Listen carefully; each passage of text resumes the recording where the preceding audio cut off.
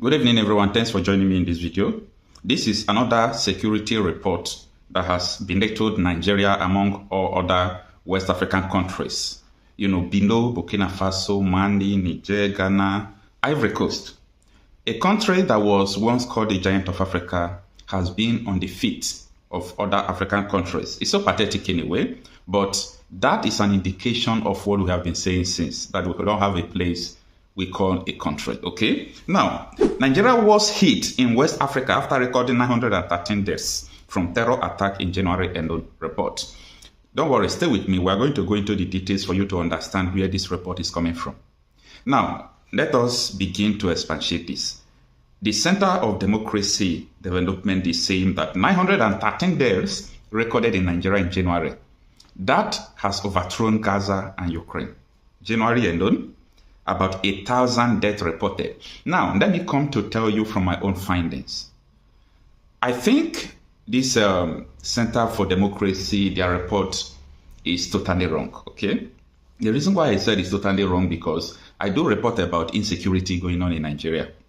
The report we even received in a week alone, if you verify it, I think there is every possibility that you could arrive at just 500 people. 500 people in a week in Nigeria. And there is no way you will be able to even ascertain the exact number. It's not possible because according to the National Bureau of Statistics, NBS, they said that most, 90% of the crime going on in Nigeria is happening in the rural area, where you don't have journalists, you don't have reporters, you don't have people to even tell police. Some of them die without police consent and so on and so forth. This is where we are living. Okay, now, let us go into the details for you to understand what we are saying. It reads that Nigeria has emerged as the West Africa countries most severely affected by the region's deepening security crisis, accounting for 96.8% of conflict-related fatalities. According to a new report by the Center for Democracy and Development, CDD, the report highlighted a sharp escalation in insurgency, terrorism, and intercommunal violence across West Africa, particularly in January 2025. So, this report from the Center for Democracy and Development is focusing on January and 2025. That is the last 2 months. Okay, stay with me. Data from the Armed Conflict Location and Event Data Project, ACLED, pointed to an alarming rise in jihadist attack, with militant groups such as Jamaat Nusrat al-Islam, War Muslimin, and ISIS Sahel expanding their operation reach by exploiting weak governance and porous borders. The report warned that the security forces in Nigeria, Mali, Burkina Faso, and Benin are struggling to contain the escalating violence. The report detailed how insurgents in Mali and Burkina Faso launched large-scale attacks against military forces and civilians, causing mass casualties and displacement.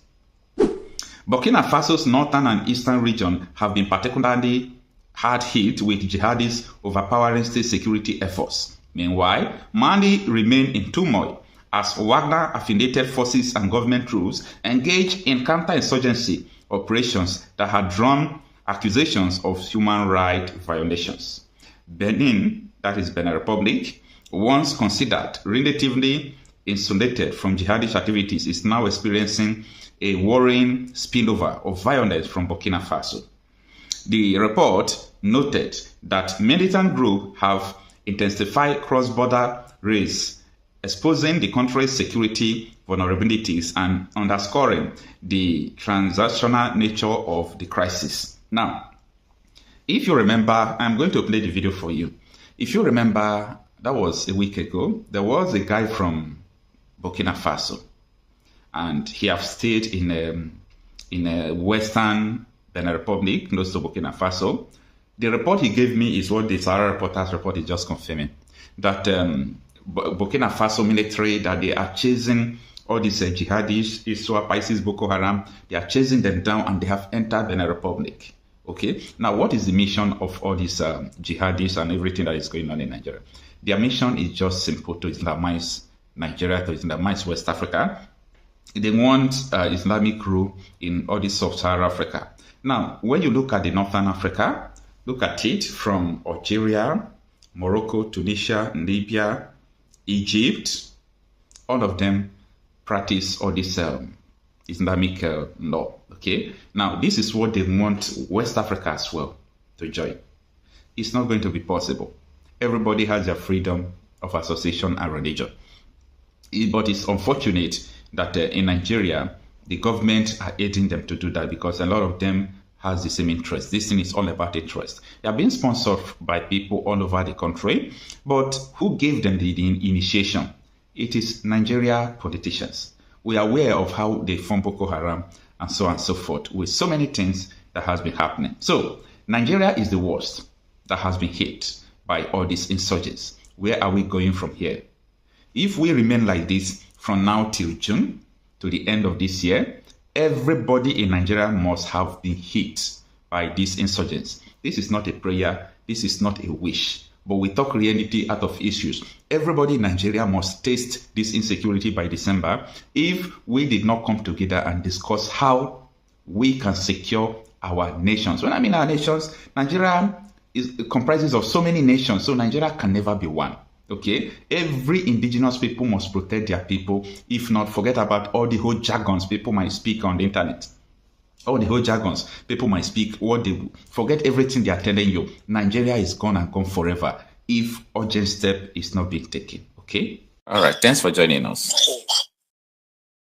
I just want to throw a little bit light on what you was discussing. So my own suggestion is this. It's like we have given our leaders enough chance to manipulate us. And it's high time we react the way we should do as a human. For example, now, here I am. There is a major road that was constructed by ECOWAS, which is from Nigeria to Burkina Faso, to Mali, Senegal, and the rest of them. So that road now is no-go area. That road now is no-go area because of what? All these terrorists of it and the rest of them.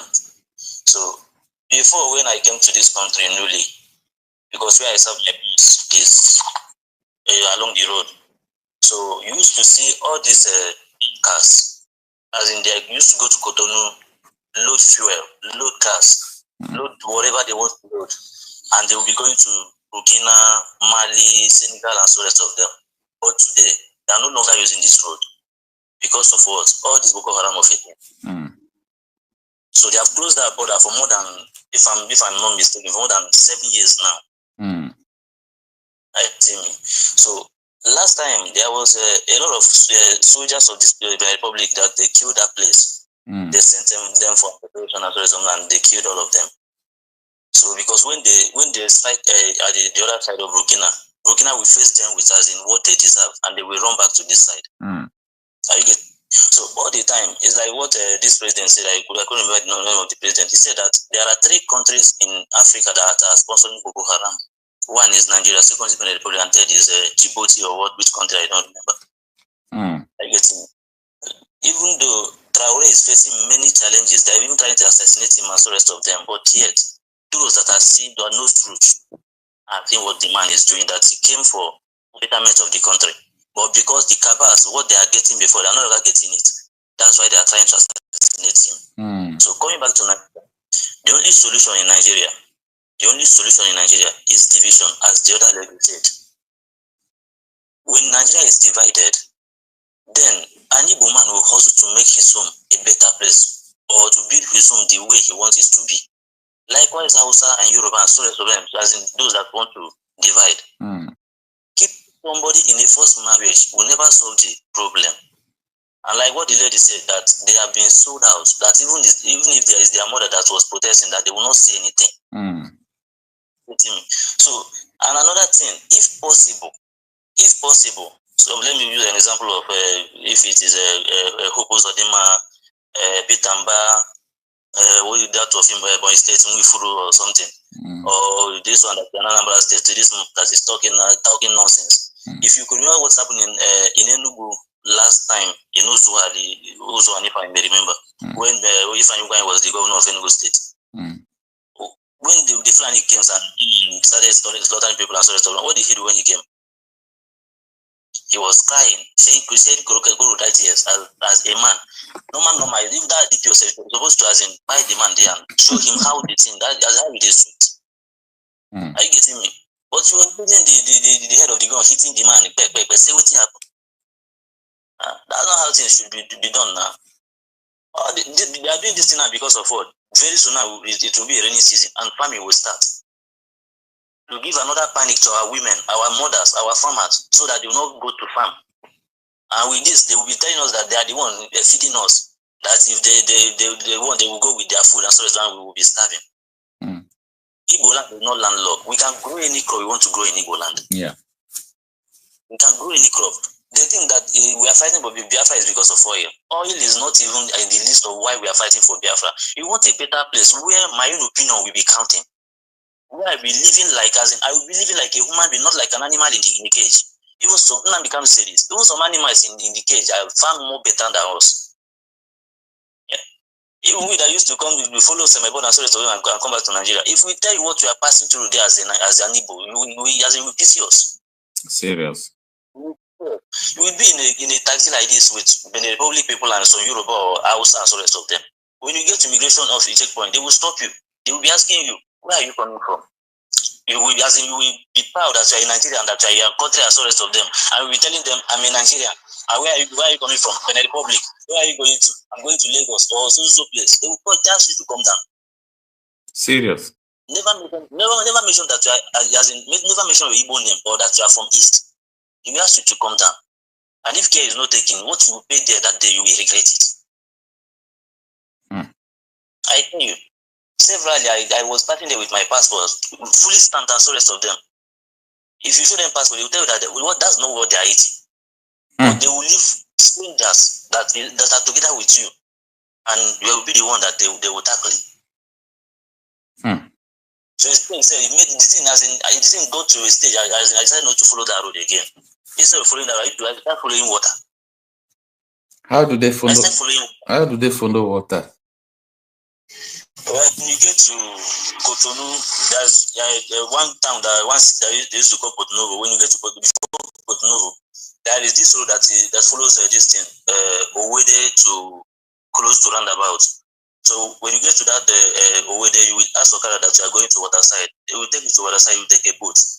That boat now will bring you, this thing, the young park that is in this thing, Maituba. Yeah. It will bring you will just follow the back where the boat will drop you. We just trek and enter that young park.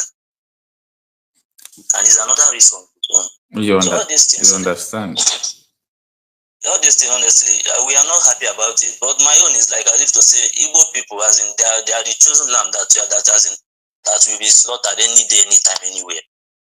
We don't have anyone that is speaking for us. And even the one that decided to sacrifice everything he has to speak for us, we still keep him in detention. Yeah. What did nnamdikanu do that nobody have ever done in Nigeria? Just tell me. You understand? They have people that have done that before. They are still doing it, and they will still do it. What did nnamdikanu do? Will you tell me that had it been that somebody from North or an Hausa that is, let me say, a prince of an emir, and they will keep him in detention, even though the father is no longer alive and he's supposed to take over the throne of his father. They will keep him in detention for these years. Yeah. Where is our traditional rulers, our pastors, our priests, those that claim that they are representing us and so rest of them? Where are they? Look at how Imo State is today. Hope Uzodinma have turned Imo State upside down, thinking that after his reign or maybe he will reign forever. Political office is not a job. It's an appointment. You can leave anytime and another person will come. If only they know. It's like what nnamdikanu said, that when Biafra comes, whatever post you got to, as in to occupy, you will just have that 8 years or maybe 5 years to show your people that you care for them. After that, you go back and look for something doing. But in Nigeria, somebody will be a governor today. Before he finished the 8 years, he's already looking as in trying to occupy another position, maybe Senate. He'll be a senator. From senator, they will have another nominating minister. From minister, he will be turning up and down. Like I used to say that, as in he can't do any other thing if not politics. Look at P2B. Honestly speaking, if they don't release nnamdikanu, we don't know where we are for now. Because many things are happening. Many things are happening underground in our backyard that we don't know. Of course. Igbo people, we don't like somewhere that is dirty. Going into the bush, we hardly see an Igbo man going into the bush. And that's why when these people come, they will occupy our bushes and make it as in permanent place for themselves. They will come out from that place, create havoc outside, and go back. Even if we see them going back, we will chase them to a limit and we'll go back. We will think maybe that place they are going to, maybe is a den of lion or whatever, some other nature. I don't know. It's like what she said, that maybe they will tell Pitamba to shun them or to do this, to do that. Pitamba will do it. He killed one guy when he called his office bully from my village. There was protesting that many people tried it. Stop it at home. This one came. Stop it at home. It's only if that I saw that finish his tenure without asking anybody to stop it at home. Let me tell you, if not because of sit at home, nnamdikanu Akit is okay for years.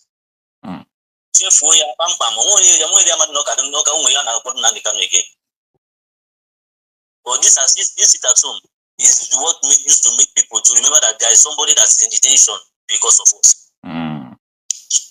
All I have to say is what? It's better if we can capture one or two of these governors. This day free. We will suffer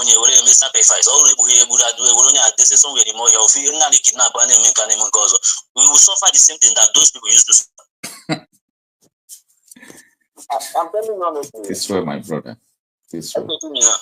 Because what we do to them that we attend to them, all they care about is their family, their children, even their extended family. They don't care. If you like, go kidnap the person, they will not even bother. So is what I said last time, that he's deporting people that are in the US and so rest of them. And I said one thing, I'm happy he's doing so, but at least let him focus on the children of those politicians from Africa, and leave those that sold their land just to look for a greener pasture. Let them hustle and make a living and feed home. But those sons and daughters of our politicians, governor, senator, minister, president, both president and the past and so rest of them, let deport all of them. Not only deporting them, ban them not to see them again in America. If possible, let Europe do the same thing again. Because you may deport them from America and they will come back and come to Europe or maybe Asia and so rest of them. Deport them. All this Western world, you don't want to see them there. What is it taking ECOWAS? Let me say ECOWAS, West Africa, to build a standard hospital. Let it just be like our politicians, president, ministers, and all the rest of them. Go to US or go to wherever you want to go today. Those qualified doctors that are there, they are maybe, let me say, Africans, most especially Nigerians. It's like last time they asking doctors not to go outside to look for a job. You cannot provide one for them, and we are asking them not to go out. Sorry, we can't provide job for the youth. The ones that are doing a little to pick $1, $2, $1, $3 from outside, we are still arresting them. What do you want them to do? Sorry, we can't do anything to them. They have penetrated us. They have finished us. They know our in and out. All we can do now is what? Make sure that TSN is functioning. All these things that they are creating, this and that, they are not doing anything. So that's just my own contribution. At least if we can capture one of the governors, the ministers, the senators, and so rest of them, as in let the person suffer the pain that the poor masses are suffering, then maybe we will be talking to them and they will be hearing. Also, normal, he's not supposed to be agitating for the release of his brother. Let me say his son, not his brother. His son. But he's saying nothing. Because of what? Maybe he's looking for maybe next election he will get a Senate president. Who will give it to him? As an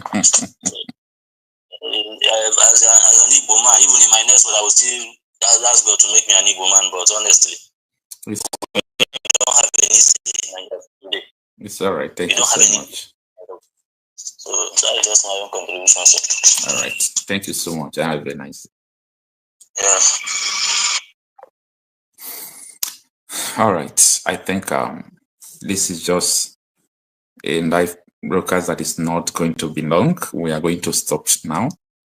Thank you so much, everyone who truly joined us. It is, well, it's so pathetical.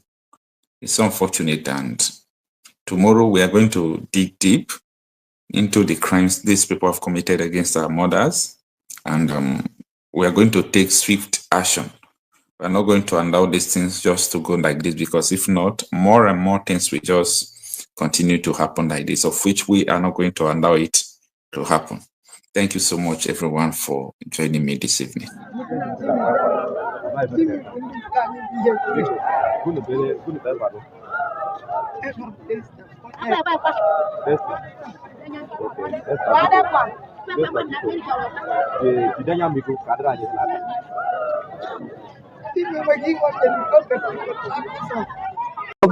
For that wonderful question, the anchor of this great platform. First and foremost, I want to say, someone has come out to say, or has outlined countless times, that he said that the Nigerian government cannot win Biafra with a barrel of gun for the second time. Now when he said that, see, Nigerian government cannot win Biafra with a barrel of gun, it means that nobody needs to die for them to exit Nigeria. Now, Ojukwu fought Biafra in a different dimension. Now, nnamdikanu did it via his own dimension. So ECPA is taking it globally. And now, we've seen world body recognize Biafra. We've seen the UN and then some other global body have come out to endorse the Biafra struggle. So kudos to him, it is a plus. Some persons have come out to say that Samonepa should be discredited, the likes of Ohanes and that of the Southeastern governors. But my question is that you said Samonepa should not be taken serious. Then who should be taken serious? The government who is not willing to protect our people? Is it the people who have refused to speak up when the Igbo man has been marginalized?